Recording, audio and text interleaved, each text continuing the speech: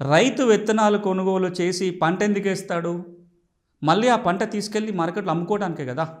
లేదా ఆ విత్తనాలు ఇప్పుడు చాలామంది రైతులు విత్తనాలు ఫౌండేషన్ సీడ్ కొని విత్తన పంటలు వేస్తారు. మళ్ళీ వీటిని విత్తనాలుగా అమ్మటానికి మళ్ళీ కంపెనీకి ఇస్తారు. వాళ్ళు మళ్ళీ ప్యాకేజ్ చేసి మళ్ళీ వీటిని విత్తనాలుగా అమ్ముతారు. అంటే దేనికోసం వాడుతున్నారు వీళ్ళు? మళ్ళీ తిరిగి అమ్మటం కోసమే విత్తనాలు కొంటున్నారు. వాటిని విత్తి వాటి ద్వారా వచ్చినదాన్ని ఇది కమర్షియల్ అవుతుంది అనేది చాలామంది చాలా కోట్లలో వాదన. చాలా కంపెనీలు ఇట్లాంటి వాదనలు కోట్లు వినిపించాయి. రైతు విత్తనాలు కొనుగోలు చేసినప్పుడు అది తిరిగి అమ్మటానికే కొంటున్నాడు కాబట్టి ఆయన కమర్షియల్ పర్పస్ కింద వస్తుంది, నష్టపరిహారం ఇవ్వాల్సిన అవసరం లేదు అని. సుప్రీంకోర్టు వారి ముందు వచ్చిన 2 కేసులలో మొట్టమొదటి కేసు 2012లో వచ్చిన కేసులో తెలంగాణ ఆంధ్రప్రదేశ్ రాష్ట్రం నుంచి వచ్చిన కేసు. నేషనల్ సీడ్ కార్పొరేషన్ వాళ్ళకి రైతులకి మధ్యలో వచ్చిన తగాదా అది సుప్రీంకోర్టు దాకా వెళ్ళింది. నేషనల్ సీడ్ కార్పొరేషన్ ఒక ప్రభుత్వ రంగ సంస్థ, విత్తనాభివృద్ధి చేస్తుంది, విత్తనాలను అమ్ముతుంది.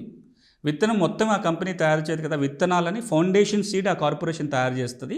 ఈ ఫౌండేషన్ విత్తనాలని రైతులకు ఇచ్చి వారితో పండించి వాటిని ప్రాసెస్ చేసి మళ్ళీ వాటిని విత్తనాలుగా ఈ నేషనల్ సీడ్ కార్పొరేషన్ అమ్ముతుంది.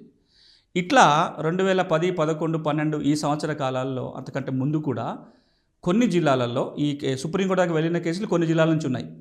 తెలంగాణ విషయానికి వచ్చినట్లయితే మహబూబ్ నగర్ జిల్లాలో, ఖమ్మం జిల్లాలో, ఆంధ్రప్రదేశ్లో ఉన్నప్పుడైతే అది మహబూబ్ నగర్, మన కర్నూలు జిల్లాలో, ఇట్లా కొన్ని జిల్లాలలో రైతులకి నేషనల్ సీడ్ కార్పొరేషన్ విత్తనాలను అభివృద్ధి చేయడం కోసం కాకరకాయ విత్తనాలు, దోసకాయ విత్తనాలు, ఇతర కూరగాయలకు సంబంధించినవి, పొద్దుతిరుగుడు విత్తనాలు, టమాటా విత్తనాలు ఇవన్నీ రైతులకు ఇచ్చింది.